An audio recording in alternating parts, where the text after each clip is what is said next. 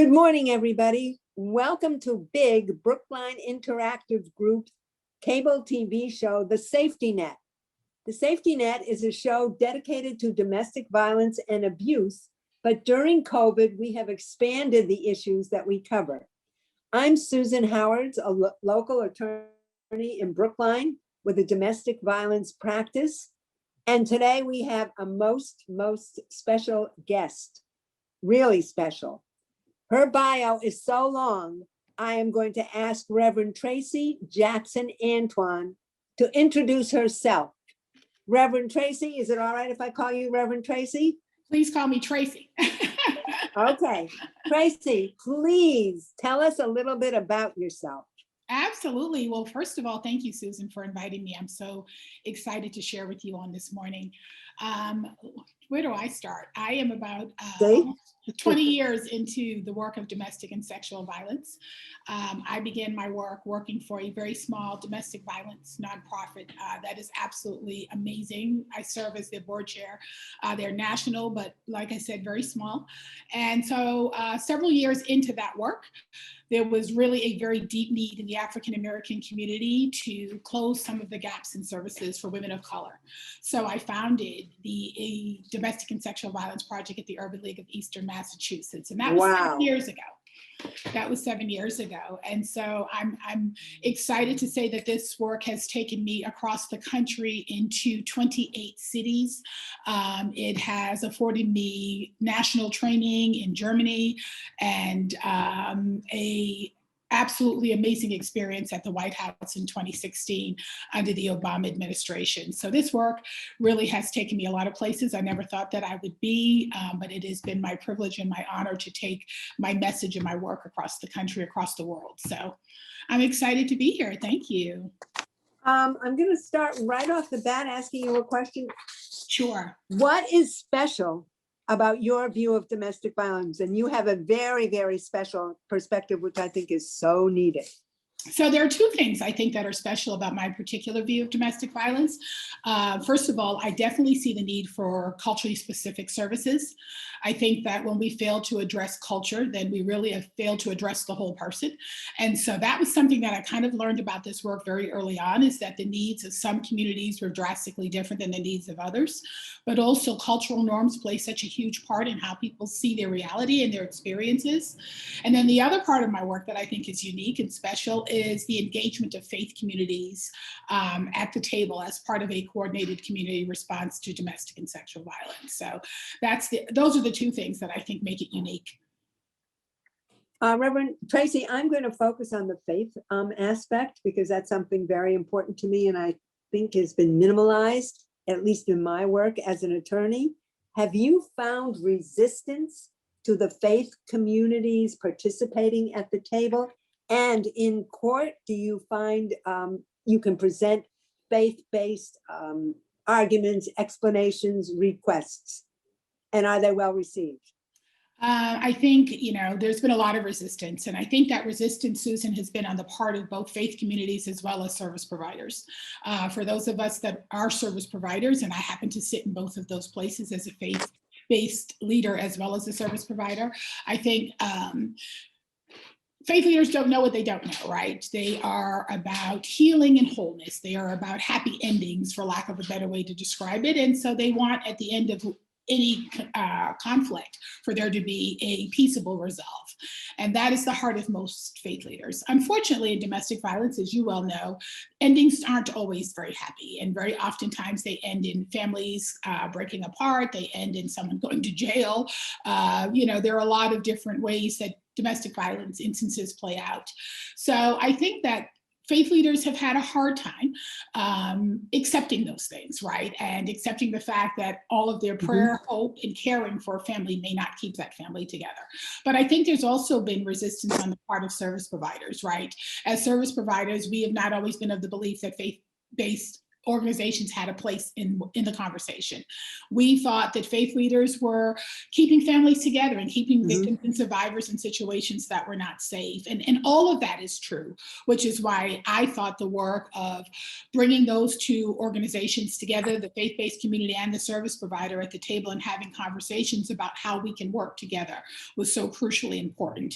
As far as the courts, I would say that no, it's not well received at all, right? When you start talking about faith in front of a judge, and yeah, something happens in the courtroom, and sort of it gets turned off, right?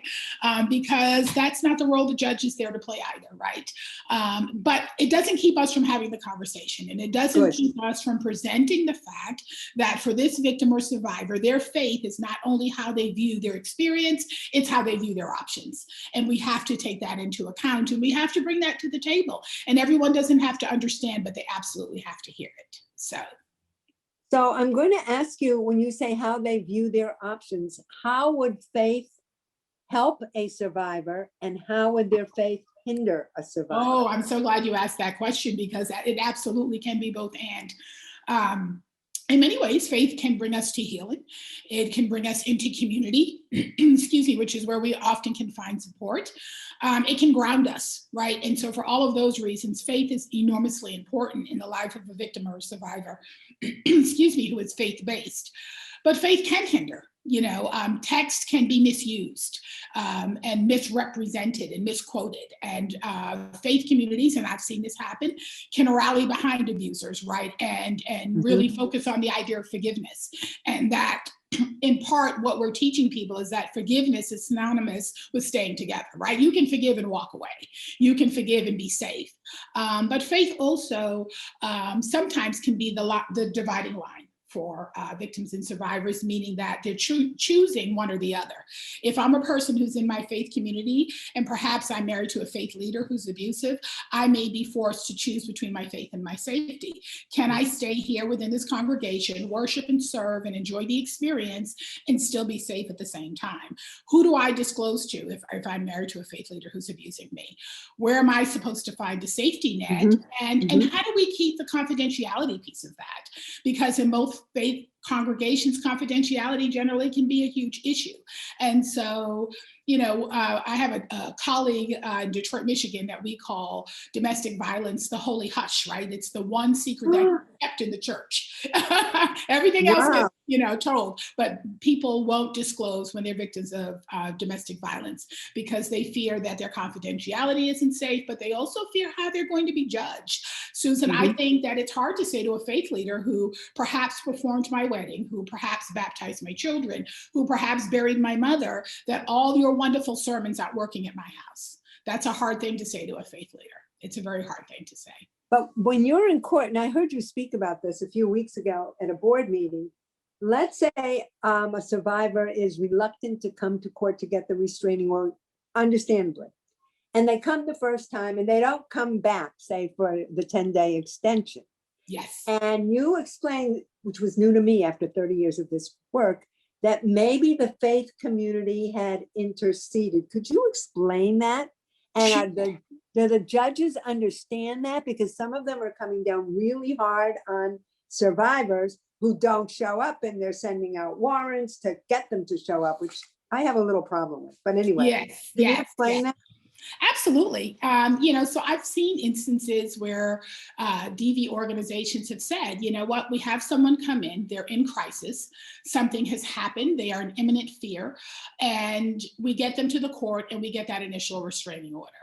And then we do a whole safety plan with them, and we anticipate that they're coming back, and we're going to have yet another meeting with them and another conversation before we go into court after 2 weeks, and then they don't show up. Right. They don't show up. They're no longer contacting the agency. They're not returning phone calls. And so what we learned many years ago was that what happened between that initial restraining order and then coming back 2 weeks after the fact, what we found typically happened was the weekend. And maybe more than one weekend. And oftentimes, if the weekend happened, then maybe I've had a conversation with someone in the congregation where I worship, or I've had a conversation with a faith leader, and they said, oh my goodness, you can't go back there. You can't do this, because believers don't take other believers to court, is one scripture that I hear quoted frequently. but also the faith community frowns on the interference of the court or the world systems in the life of a believer or a life of someone who is faith-based. So that's been our biggest problem. And I've had clients say to me, oh, you know, my mother-in-law said that, you know, I shouldn't be taking him to court because this goes against our Christian belief. Or the family's upset with me because I'm taking him to court. Right, right. Or they're right. Or in the case of, you know, many of the clients that I serve, there are other issues for the abuser. And so if he goes back to court, this is going to create a bigger issue for him. And so I think all of those things happen. But when faith leaders understand domestic violence and when they have been trained properly and they have some understanding of the importance of why this kind of interference, if you will, of the court is necessary in a situation like this, they can be on board and they can support. And but it's not without education. It's not without. Reverend Traci, it's a very long journey to get the faith leaders to understand.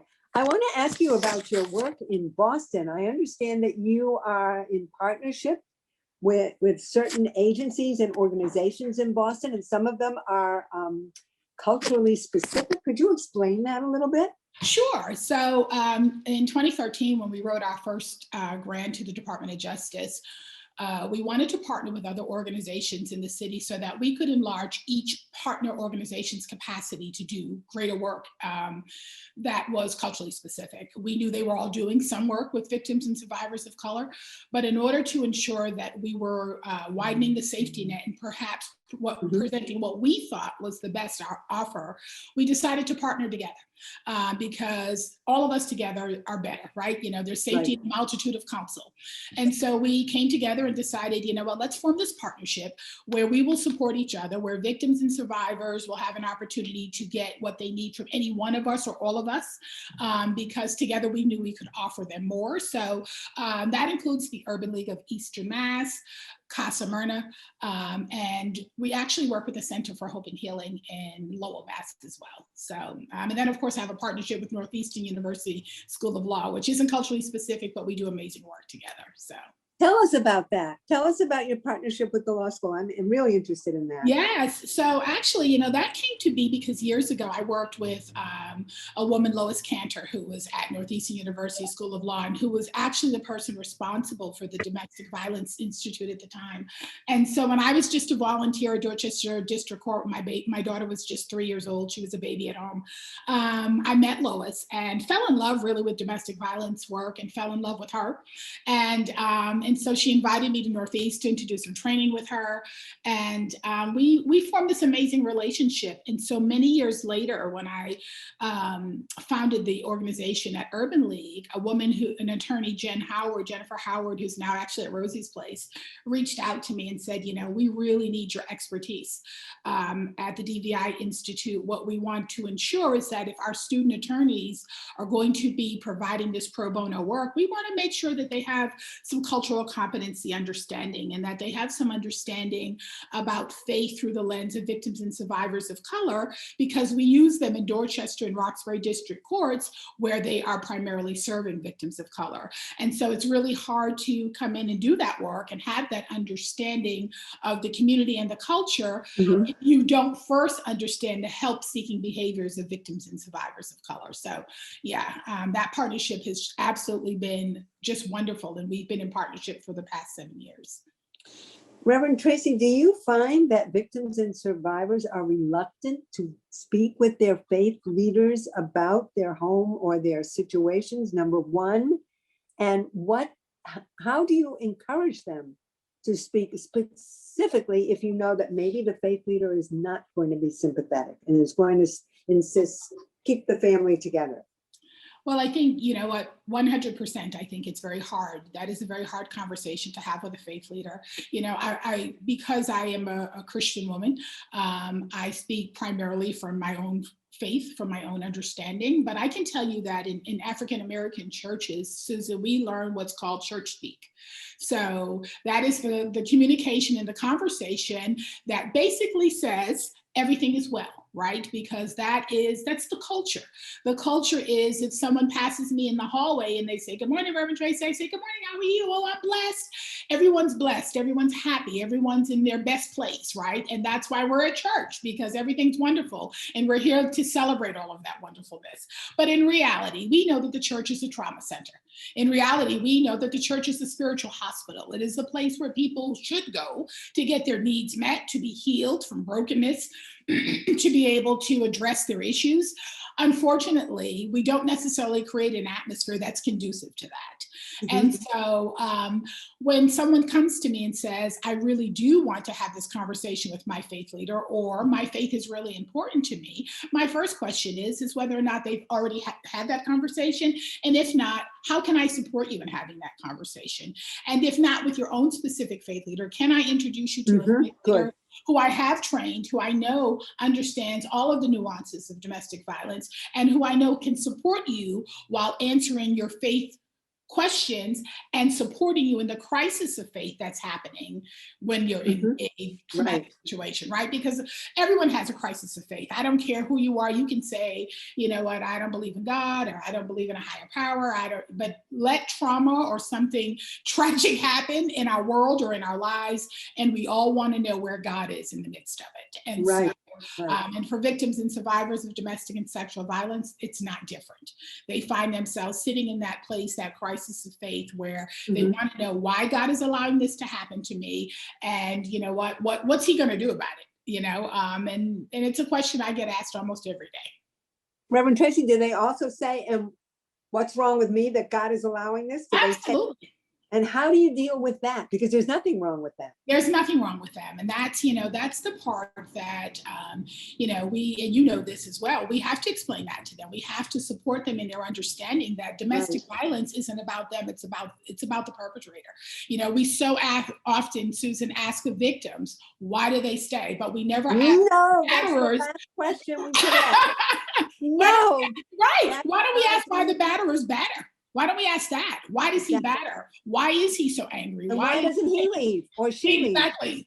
Right. Why doesn't he leave? We haven't reached that point. I really get upset. To ask that question is beyond rude, and it's beyond ignorant in this day and age. But 100%. By the same token, and it's my feeling, because I also defend batterers, we're not doing enough to stop the battering. We're just not.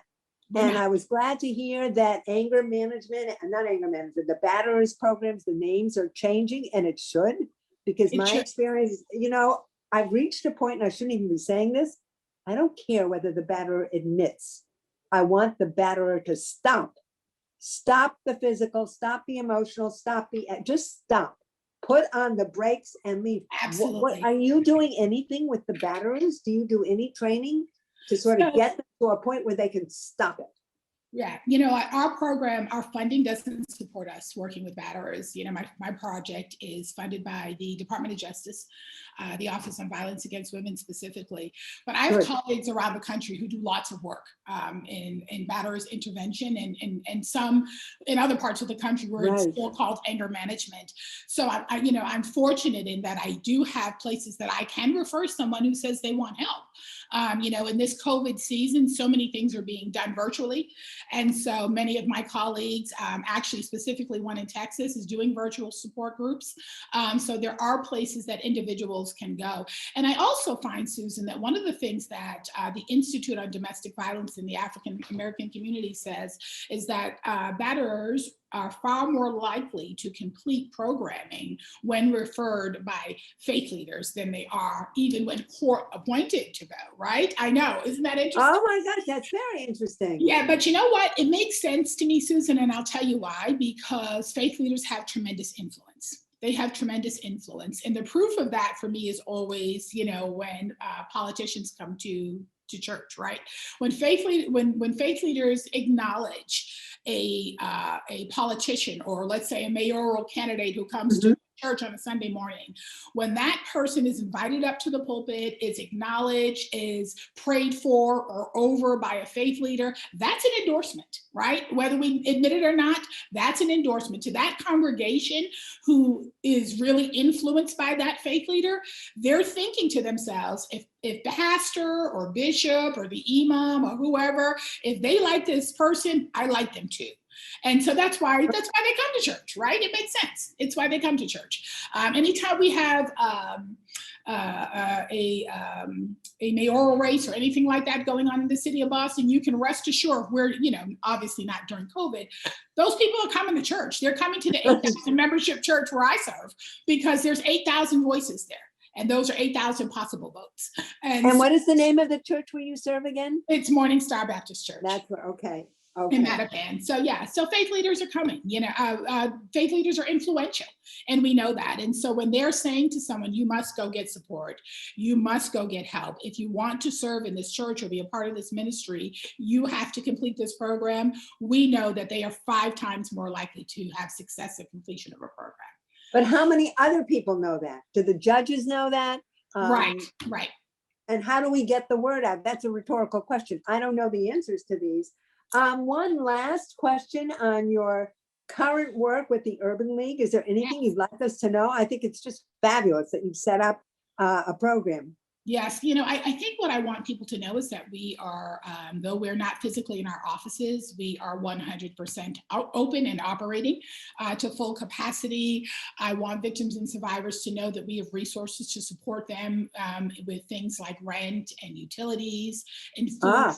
That we have a wealth of resources available to them, but we also have resources where we can refer them to other programming, where we can support victims and survivors who are trying to get to shelter, or for those who are looking for housing, we can support them with economic empowerment kinds of things. Urban League has training programs. So we're here. Is what I want people to know. We're still working every single day, and I will share my contact information. Yes, please do. And I have one last question. COVID has had a significant impact on the rates of domestic violence. Absolutely. There is a huge uptick worldwide. Yes, ma'am. How do we deal with this? The isolation, the use of COVID virus itself as an abusive measure. Yes. For family members, et cetera, is on the uptick. Somebody coming home and saying, I will infect you with COVID. Yes. I don't have a clue as to how to deal with this. And there's less opportunity for survivors or victims to reach out to the many resources we have. So any thoughts would be most helpful. One of the things that we have really been intentional about in this last year and a few months of the pandemic is really about getting to the faith communities, because faith communities have been utterly desperate for support, right? They're desperate for financial resources. They're desperate for food to get to their membership. They're desperate. And so we've been reaching out to faith communities and saying, hey, we are here. If you see something, if you hear something, if you sense something, if there's someone who, is presenting information to you and you're uncertain about what exactly it is they're trying to say, please refer them to us. It is so very important. We've also done things like gone to local laundromats and supermarkets and left our business cards and flyers and programs, putting things in supermarkets, laundromats, some of the hair salons that are still operating, just every place that we know that victims and survivors might actually be. But one of the other things, Susan, that I think we've done particularly well is to build relationships around the community, build relationships with the Boston Police Department, having built relationships, with other organizations around the city, so that you build the relationships before you need them. And then when you're in the midst of a pandemic, I'm on a town call with Ayanna Presley or with someone in the mayor's office who's doing something. I also sit on the police commissioner's roundtable of clerk leaders.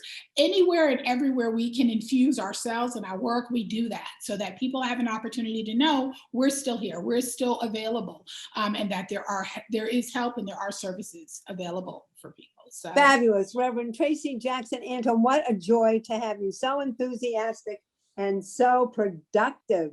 Reverend at the Morning Star Baptist Church and also head of the domestic violence program of the Urban League. I hope you'll come back. I would love to. You're doing seminal work, the faith component interjected in the domestic violence struggle is so overdue and so needed. And it's needed. The judges need to hear this. They need to know why a survivor is not returning to finish the restraining order. It isn't because they're flipping their hand to the court. It's because they're terrified or there's been somebody interceding. Thank you so much. Put your contact information on. We'll see you soon. Bye. Thank you, Susan. Take care.